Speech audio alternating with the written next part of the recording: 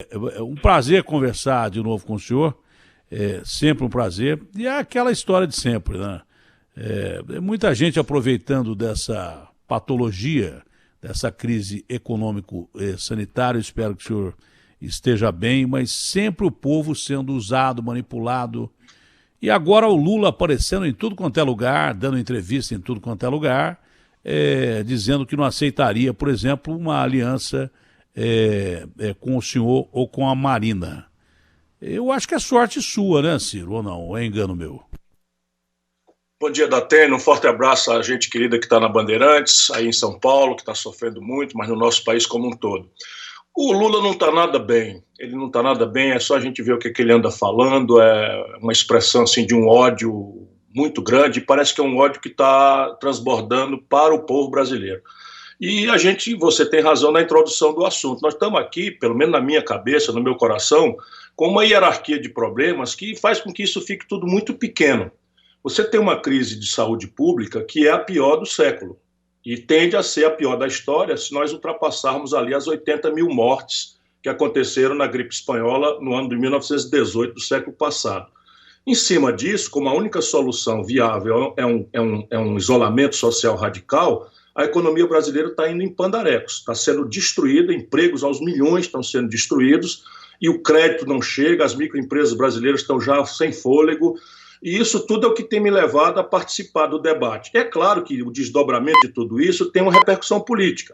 O presidente Jair Bolsonaro todo dia introduz uma crise política, demite ministro da Saúde, três ministros da Saúde em 40 dias de pandemia, entope o Ministério de Militares, nenhum médico. Isso realmente traz para nós, demite o ministro da Justiça, e que aí vem uma confusão que está querendo tomar conta da Polícia Federal. Então tem um aspecto político, mas esse aspecto político só deveria nos interessar nesse instante na proporção em que ele atrapalha nossa atenção, nossa união do Brasil ao redor dessas duas graves questões, a questão da saúde do nosso povo, da morte. São 20.047 brasileiros que morreram oficialmente. O Brasil teve uma de cada 4 mortes do mundo ontem. Daqui para segunda-feira, o Brasil vai ser o segundo lugar do mundo em contaminados. Estamos passando de 330 mil pessoas contaminadas. A taxa de infecção brasileira é uma das maiores do mundo. São 6,7 de cada 100 que morrem. Ou seja, de cada 100 pessoas que são internadas, 6,7 estão morrendo, já estamos entrando em colapso, não tem respiradores, não tem leito de UTI, e tudo isso me leva a uma angústia muito grande. Quando as pessoas trazem, o Lula falou de você ontem, me dá vontade de dizer assim, deixa o Lula quieto, de fato eu não andarei mais com essa gente bandida do PT, nunca mais, mas isso já estava dito antes. Ciro, eu gosto muito de conversar contigo porque você tem uma visão ampla da coisa. Você é um sujeito perito em leis, você é um político de primeira capacidade, nunca meteu a mão em dinheiro dos outros. Aliás, sobre o Lula, eu queria falar uma coisa sobre o Lula rapidamente. O Lula adora abandonar quem ajudou o Lula no meio do caminho. Eu até emprego eu perdi por causa do Lula. O Lula nunca mais falou comigo quando ele me chamou para conceder uma entrevista, pouco antes dele falar com o juiz Moro, e falou assim, olha, Datena, eu queria fazer uma entrevista e tal, e eu estava aqui na Rádio Bandeirantes, e eu estive lá do Instituto Lula, e ele me perguntou assim, como é que vai ser a entrevista? Primeiro que você perguntar como é que vai ser a entrevista para um jornalista, já é uma coisa que é inadmissível. Eu falei assim, olha, é uma entrevista que eu não gostaria de fazer com o senhor, que eu gosto muito do senhor, porque a primeira pergunta que eu vou fazer ao senhor é se o senhor é ladrão. Estava ele e o Okamoto na sala, né? E ele levantou, pegou lá uma cachaçinha, botou para mim e tal, porque ele segurou a minha resposta a ele e tal. E enfim, depois disso o Lula nunca mais falou comigo. Eu tentei várias entrevistas com o Lula, inclusive quando ele estava na cadeia, eu tentei entrevistar o Lula, ele não quis me dar entrevista. Depois dessa minha resposta a ele, ele foi dar entrevista para um ótimo jornalista, mas que já tinha participado do governo com ele, mas nunca mais falou comigo. E eu sempre tentei uma entrevista democraticamente com ele. E agora, há pouco tempo atrás, você porque o Bolsonaro fala só para quem ele quer, para os parceiros dele, o Datena. Pô, mas que parceiro meu que é o Bolsonaro? O Bolsonaro nunca foi meu parceiro e nem aliado. O Bolsonaro é presidente da República. O Bolsonaro caiu, bateu a cabeça e ficou sem consciência durante 2 horas. Por acaso, é um cara que caiu, bateu a cabeça, ficou sem consciência durante 2 horas e é presidente da República Federativa do Brasil. Aí me ligam dizendo que ele quer dar uma entrevista. Que repórter que não quer saber disso? Porque ninguém sabia. O presidente da República ficou sem consciência 2 horas. Imagina se isso acontece em qualquer país do mundo, é notícia. O Irã ataca bases americanas lá no Oriente Médio. Tá? Isso antes da pandemia. Quem é que não quer ouvir o presidente da República Federativa do Brasil, que é um parceiro americano, num momento como esse? Então, queria dizer ao Lula agora que eu não sou parceiro de ninguém, não sou aliado de ninguém, eu sou pela Constituinte, não sou centro, direito, esquerda, não sou coisa nenhuma, eu sou pela Constituinte, mas acima de tudo, Lula, eu sou jornalista. Então eu não sou aliado de ninguém. Quem quiser dar entrevista aqui dá, quem não quer não dá. Mas não saia querendo me classificar, porque também eu posso classificá-lo de uma série de coisas que você não vai gostar. Então eu prefiro também esquecer esse episódio e não falar mais do Lula. Realmente não quero mais falar do Lula. Não tenho mais interesse nenhum em falar do Lula, porque eu acho que, no mínimo, ele é desonesto em abandonar pessoas que o ajudaram no meio do caminho sem pedir um maldito tostão para ele. Tanto que eu acho que eu fui o único jornalista que fiquei mais pobre durante o governo dele, porque eu perdi uma ação para a Record de 10 milhões de dólares, o que significa que eu não ganhei nenhum tostão durante os 2 governos dele, nunca nem aceitei conversar sobre qualquer perspectiva sobre isso. E se isso tivesse acontecido de forma efetiva, eu denunciaria na primeira oportunidade. Então eu espero encerrar esse assunto do Lula aqui, que ele siga a vida dele, que eu siga a minha, mas não sabe classificando não, porque eu não sou parceiro nem aliado de ninguém. Eu sou jornalista e defendo muito a minha classe e pronto, acabou. Mas, Ciro, a gente está vivendo num país que nós estamos caminhando já para ser o 2º colocado no mundo em número de contágios, e vamos caminhar para número de mortos e daí por diante. A gente vive numa economia que já vem do ano passado da pior recessão, da recessão histórica que nós tivemos. O brasileiro não tem como acumular reservas, porque já vem dessa recessão. Como é que ele ia acumular reservas? O Brasil estava tentando se recuperar para que a maioria trabalhadora... o Brasil é uma grande periferia, né? 43% de renda na mão de poucos e o resto com distribuição de miséria, 100 milhões sem saneamento básico, 18 milhões sem acesso à água encanada e daí por diante. O Brasil é uma grande periferia. É possível você falar em trancar as pessoas dentro de casa usando a ciência e, ao mesmo tempo, você deixar as pessoas morrerem de fome sem que o governo consiga fazer que essa ajuda chegue ao trabalhador brasileiro? E pelo que a gente está vendo, o governo tenta com os R$600 ou R$1.200 e agora pode ter mais 3 parcelas de 200, mas isso não vai ser suficiente. É possível a gente chegar a um equilíbrio sem decretar lockdown, sem parar a economia mais tempo ainda, porque a gente tem um inverno pela frente. Esse bicho gosta do inverno, então a gente tem um longo inverno pela frente. Eu não sei como é que a gente vai fazer. Você tem alguma perspectiva sobre isso? Olha, Datena, sobre o assunto anterior, que também não vale a pena, eu quero só lhe dizer o seguinte: você deve ter muito orgulho, porque a sua voz pertence à imensa legião de ouvintes, de telespectadores que lhe acompanham, e isso ninguém lhe tira. Pouco importa a simpatia desse político aqui ou daquele político acolá, a sua fidelidade ao povo é que lhe dá o sucesso merecido que você tem. Vamos lá. Vamos ver se a gente raciocina juntos, porque o Brasil está muito apaixonado, muita ideologia, muito radicalismo, e isso acaba tirando a gente da capacidade de pensar. O vírus não tem para ele nem vacina, nem remédio. Está todo mundo estudando, pesquisando, os médicos estão tentando, os cientistas estão estudando, mas hoje não existe vacina e não existe remédio. Qual é a característica? É um vírus que não tendo vacina nem remédio, ele se espalha numa velocidade que nenhum outro vírus, nem gripe, nem no passado o HIV, nada, nunca se viu um vírus, e no Brasil é a maior velocidade de todos, do mundo. Nós estamos aqui infectando, cada pessoa que pega o vírus infecta 3, em número redondo. Então, cada pessoa que tá com o vírus, mesmo sem ter o sintoma, ela infecta 3. No mundo, a gente só começa a derrubar a pandemia quando, estatisticamente, cada pessoa infecta menos de uma pessoa, né? Então, se eu começo a infectar um por um, empata. Aí a curva para de subir. Se começa a derrubar, ou seja, eu infecto só a metade, cada pessoa infecta 2, aí começa a curva a cair. Como é que a gente consegue que essa curva caia? Só tem um jeito, gente querida, amada, povo amado do Brasil, que Deus ilumine a nossa cabeça. Pouco importa o partido político, a gente precisa salvar a vida. Só tem uma saída: isolamento social.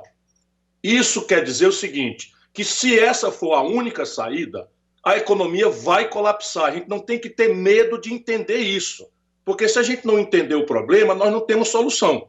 Então, se a economia vai colapsar, para produzir a única saída de salvar a vida, só tem uma saída: é o governo indenizar o lado pobre da sociedade, os trabalhadores, os informais, os desempregados, os taxistas, os caminhoneiros, os pescadores, enfim, todo mundo que vive na informalidade, mais os desempregados. Isso dá ao redor de 65 milhões de pessoas. Com R$600 por cabeça por mês, a gente precisa de 30 e poucos bilhões de reais. Esse dinheiro já existe. Portanto, até 3 meses, nós já sabemos onde está o dinheiro, não tem dificuldade nenhuma. Porém, não adianta só salvar as pessoas que precisam de comer. É preciso também salvar, ou pelo menos diminuir, a consequência no tecido econômico.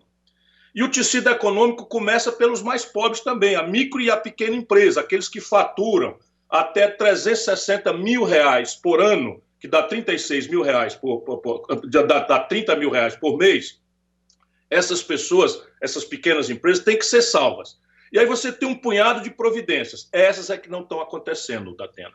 Já faz 60 dias o Congresso Nacional Brasileiro aprovou um programa de crédito com carência de 8 meses, com prazo de pagamento de 36 meses, com juro fixo, criou um fundo de garantia, um fundo de aval, em que o banco pode emprestar, porque se der o prejuízo, o banco só vai pagar dos 36 bilhões que estão disponíveis para emprestar, 6 bilhões. E ainda assim, com um juízo de crédito grande. Pois bem, até hoje o governo não regulamentou isso. Então, essa é a tragédia. Nós estamos atrasados. Dos 65 milhões de trabalhadores, falta entregar o dinheiro a 10 milhões, a primeira parcela. Tem vários problemas de cadastro, porque foi um erro a forma como fizeram, mas 54 milhões, 55 milhões já foram atendidos. E isso é uma proeza. A gente tem que agradecer, porque foi feito, apesar de todos os erros, botaram gente em fila da Caixa Econômica, mas nós fizemos chegar aí 2, 3 cestas básicas, dependendo da região, na casa de 55 milhões de pessoas. Isso ajuda muito ao cidadão que vende pipoca na porta do estádio, ao cidadão que vende um espetinho numa praça, e que é a esmagadora hoje maioria do povo brasileiro que foi empurrado para a informalidade, etc.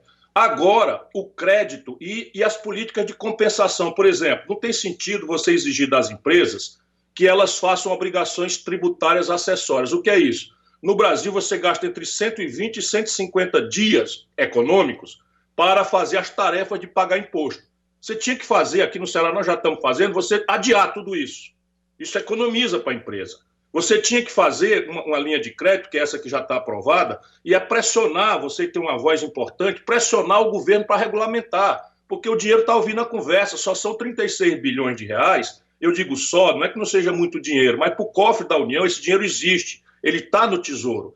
E aí, se você fizer a outra linha que foi criada, que é um empréstimo para fazer, um programa para redução de jornada, com redução de salário, a diferença até 3 salários mínimos, o governo paga com o salário de desemprego. Isso tudo vai atenuando. Agora, termino para não ficar comprido demais. Datena, se a gente tivesse a capacidade, como nação de cidadãos, de todo mundo, vamos lá, todo mundo parar 15 dias, o que acontecia? Imediatamente o vírus morre, porque ele perde a capacidade de se multiplicar. Como a gente tem que ter polícia na rua, não dá para ser todo mundo. Tem que ter os médicos, profissionais de saúde, que estão morrendo até sem equipamento de proteção. Aí já solta de novo. Aí você tem os guardas municipais que estão procurando gente nos parques para mandar para casa, etc. Por isso é que nós outros que não tenhamos essas tarefas essenciais, caixa de farmácia, caixa de supermercado, temos que fazer um sacrifício, porque se a gente conseguisse 15 dias, todo mundo em casa, só sai quem não puder mesmo, e aquele que tiver que sair de qualquer jeito, sai de máscara e guarda uma distância de 2, 3 metros um do outro, lava as mãos, o vírus morre. Ele não tem mais onde se hospedar, ele não tem mais onde prosperar. Eu não estou inventando coisa, isso é a ciência que mostra e a experiência da Nova Zelândia, a experiência da China, que onde começou a epidemia, o Brasil já tem 4 vezes mais mortes do que a China. Por quê? Porque aqui nós ficamos nessa meia bomba. O governador dizendo uma coisa, o presidente dizendo outra, os médicos dizendo uma coisa, político receitando remédio. É a primeira vez na minha longa vida pessoal e pública que eu vejo político na televisão recomendando remédio e a negada cai embaixo brigando. Eu sou a favor, sou contra a cloroquina. Pelo amor de Deus, gente querida, vamos pensar com a nossa cabeça. É a vida que está em jogo. Dentre os políticos, não só o nosso presidente, mas também o presidente dos Estados Unidos. A maior nação econômica do mundo, militar do mundo, dizendo, eu tomo pelo menos uma pastilha de cloroquina todo dia, faça como eu, Trump. O efeito colateral deve ser aquele cabelo dele, é um remédio perigoso esse remédio. Ele pode ser preventivo, até agora não está aprovado. A cloroquina até agora não está aprovada cientificamente, nem nos Estados Unidos. Eu nem entro nisso. Agora você imagina uma senhora de 55, 60 anos de idade, sua mãe, que Deus a proteja, entra num hospital, você não vai mais vê-la. Ela contaminada, e ela chega lá fragilizada, e um médico vem com um papel para ela assinar dizendo que aceita. Aí ela bota o olho no papel, e o papel diz assim, olha, esse remédio não tem prova científica que produz resultado bom. Esse remédio pode causar problema de manter você aqui. Esse remédio pode lhe causar a morte. Assina aqui que você concorda que eu vou lhe dar o remédio. Isso não se faz. E isso aqui eu estou lendo o protocolo que o Ministério da Saúde soltou sem assinatura. Percebe? Eu não sou contra a cloroquina, apenas não sei de nada sobre cloroquina. Eu sou um advogado, professor de direito. Como é que eu posso dizer que eu sou contra ou sou a favor? Quem sabe disso são os estudantes do assunto, os estudiosos, os cientistas, os farmacêuticos, os médicos. Então deixa eles resolverem. Agora, isso é o que está feito no Brasil, um protocolo sem assinatura, num ministério ocupado por 20 militares, nenhum deles formado em medicina. Essa gente perdeu a vergonha na cara. Homens sem honra. Eu não sei como é que as Forças Armadas brasileiras aceitam que a sua imagem seja exposta à desmoralização, porque uma nação precisa respeitar, mais do que respeitar, precisa amar suas Forças Armadas. Essa gente está destruindo o melhor conceito das Forças Armadas. 20 militares, nenhum profissional de saúde no Ministério da Saúde, numa hora que a pandemia vai para o pico. Nós vamos contar 80 mil, 100 mil brasileiros mortos, as Forças Armadas vão carregar, e aí impõe um protocolo que simplesmente sai sem assinatura. Eu estou muito chocado, eu quero manter a calma, porque a gente precisa manter a calma, mas não é possível que o Brasil esteja administrando essa crise, que é a pior da história, do seu ponto de vista econômico, é a segunda pior da história, do seu ponto de vista de saúde pública, e agora tem complexas consequências de natureza institucional. Ou esse país se compenetra, a gente acorda como nação, deixa a briguinha política eleitoral para a hora da eleição, as responsabilidades políticas o nosso povo vai saber apurar.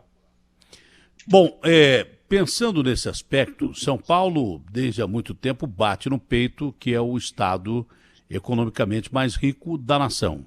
São Paulo tem aquela história que vem lá de trás, que é a locomotiva da nação e economicamente tem um parque industrial muito grande e tal. Mas, de repente, você decreta a quarentena e pequenas empresas, né, são obrigadas a fechar as portas de uma hora para outra e tem que continuar pagando o que deve. Né? E aí começa a receber cobrança judicial, eu perguntei isso até ao senhor governador ontem, de ICMS, cobrança judicial de ICMS. Me ligou o dono de uma empresa pequena, não é lá uma grande empresa, falou assim, Datena, como é que eu vou pagar ICMS se eu não estou ganhando nada, eu estou fechado e tive que dispensar funcionário que eu tenho há 20 anos aqui.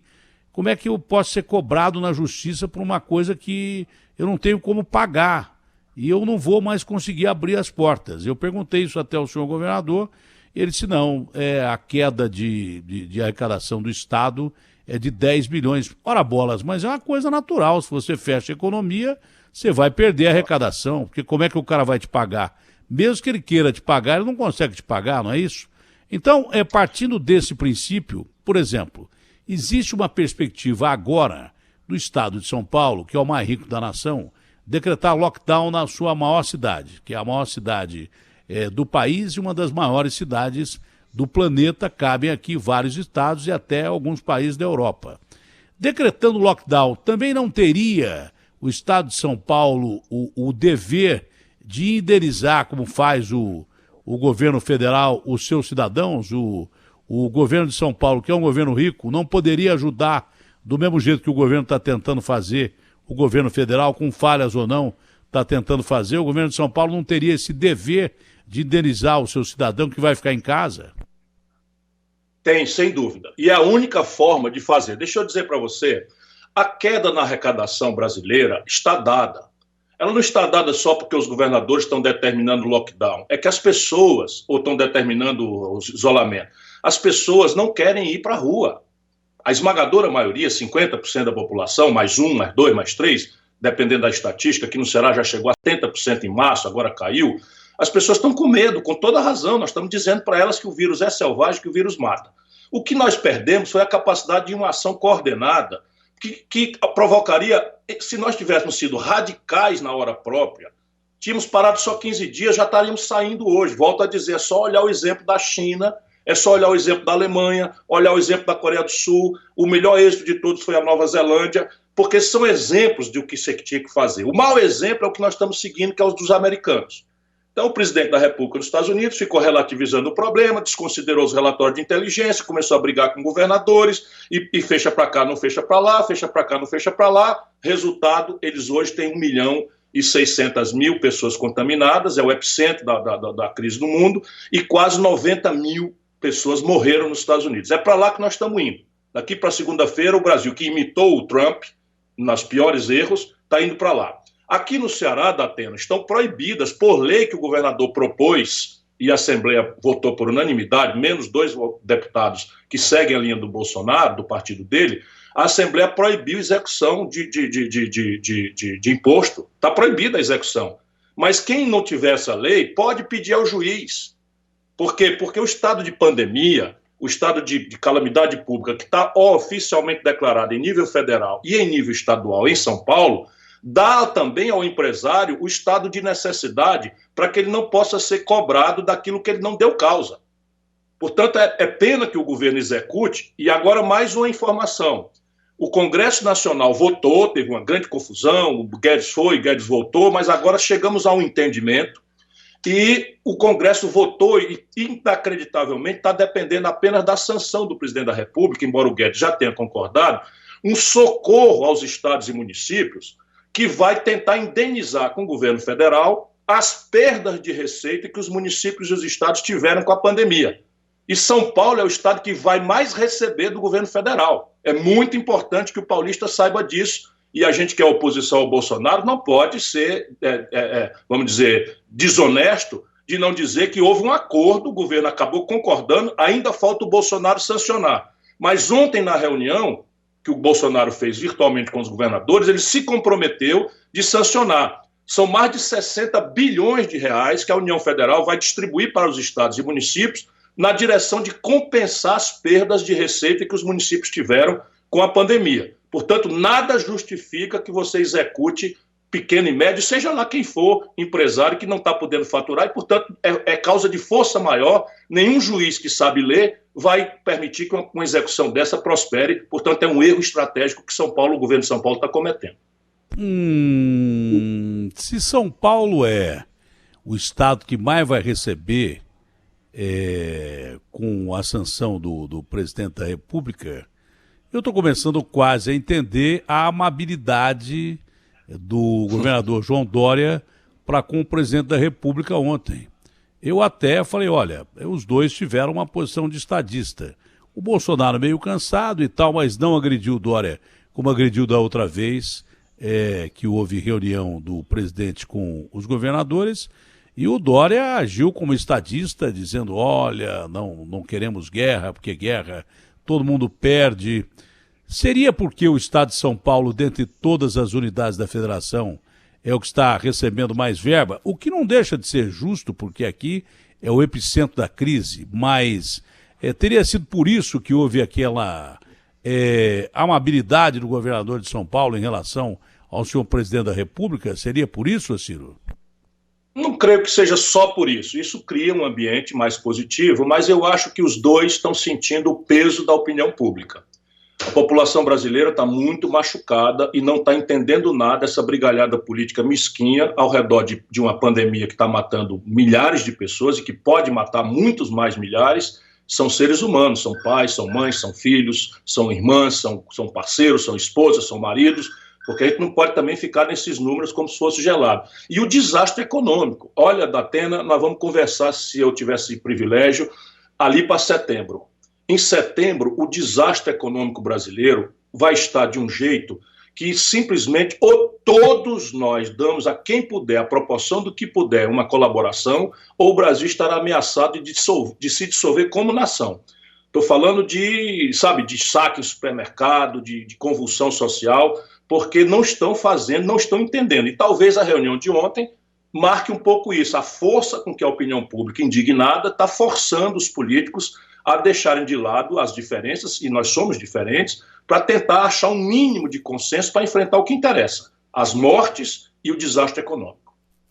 Olha, não é à toa, Ciro, que ontem o senhor Procurador-Geral do Estado avisou o prefeito de São Paulo que, se não houver uma ação em relação aos moradores de rua, que são invisíveis enquanto não há crise, enquanto não morre de frio, são invisíveis. Ninguém presta atenção, a não ser algumas organizações sem fins lucrativos que levam lá o seu sopão, a comida para essas pessoas, o cobertor no inverno. São pessoas invisíveis. Mas o Sarrubo, que é um cara sério, é um procurador sério, ele avisou o prefeito que pode haver uma convulsão social com esse quadro que o senhor coloca, de que possa haver saques e, por consequência, violência. Só que eu fiz um comentário antes aqui, da gente conversar, que o Brasil é uma grande periferia, eu repeti a frase agora, mas não há quase muita diferença entre o morador de rua e o morador das periferias do Brasil. Porque fome é fome em qualquer lugar. A única diferença é que o cara está ao relento e o outro está lá numa casinha com um cômodo, 2 cômodos, mas vai passar fome também. Se o procurador diz para o prefeito da maior cidade do país que pode haver convulsão com essas pessoas que estão passando fome no centro da cidade, são os moradores de rua, se você estender isso, por exemplo, uma comunidade do tamanho de Paraisópolis, uma comunidade do tamanho de Heliópolis, não é? Que são quase 200 mil pessoas aí somadas, você chega a esse quadro próximo daquilo que o senhor está colocando. Isso foi colocado por uma autoridade do Ministério Público de São Paulo para o prefeito de São Paulo. Olha, se não atender essa gente vai se revoltar. Aí não há bala que pare a multidão. O estouro da boiada é geral. Porque o cara com fome, ele não fica dentro de casa. O cara com fome, ele vai sair para tentar levar comida para os seus filhos. E aí não fica muito diferente desse quadro que o senhor está dizendo, não. Mas é porque o Ciro é agressivo. Não, o procurador disse isso no universo de moradores de rua do centro da cidade. Eu já estou utilizando essa colocação dele para as periferias de São Paulo, cuja única diferença do morador de rua é um teto, e olhe lá que teto. Muitas vezes sem condições higiênicas e tudo mais. Acho que é mais ou menos isso que o senhor está querendo explicar. É isso, e eu quero muito, foi o que eu quis dizer, eu quero muito que esta ameaça não aconteça. Então eu botei uma data, ali por setembro. Por quê? Porque nós temos os R$600 para abril, maio e junho. Eu acho que nós vamos conseguir, na luta no Congresso Nacional, prorrogar isso. Mas o Guedes está querendo de novo reduzir isso para R$200, e o crédito para as empresas também é um crédito que só tem um tranche, que só tem um volume de 36 bilhões de reais, que é o suficiente para você atravessar 3, 4 meses. Portanto, essas duas providências mais um punhado de coisas que a sociedade brasileira está fazendo. Aqui no Ceará, por exemplo, todos os alunos da rede pública, as suas famílias, por intermédio da matrícula dos alunos, estão recebendo cesta básica em casa. Portanto, isso tudo vai atenuando. Tem muitas empresas fazendo doações. Falar em pessoas sem teto, num lugar que tem inverno, como São Paulo, como o sul do Brasil, que o frio mata, é diferente do Ceará, onde não tem frio. Aqui é 28 graus o ano inteiro. Mas aqui nós estamos fazendo abrigos, inclusive comprando, alugando vagas em hotéis para botar as pessoas sem teto, para ter ali uma forma de abordar, de fazer higiene e de tentar alimentá-las. Isso é o que todos nós temos que pressionar por fazer. Não sendo feito, não tenha dúvida, exaurido o socorro às empresas, exaurido o socorro às pessoas ali por agosto, o que as pessoas vão fazer? Esse é o primeiro direito, e não é um cidadão egoísta, é o filho, papai, estou com fome. Um filho, papai, estou com fome, qualquer um de nós sabe bastante bem o que teria que fazer. Olha, acabou de chegar agora a notícia que o ministro Celso de Mello, decano do Supremo Tribunal Federal, enviou para a Procuradoria-Geral da República 3 notícias, crimes derivadas da investigação sobre a suposta interferência do presidente Jair Bolsonaro na Polícia Federal. Os documentos foram apresentados por partidos e parlamentares que pedem novos desdobramentos no caso.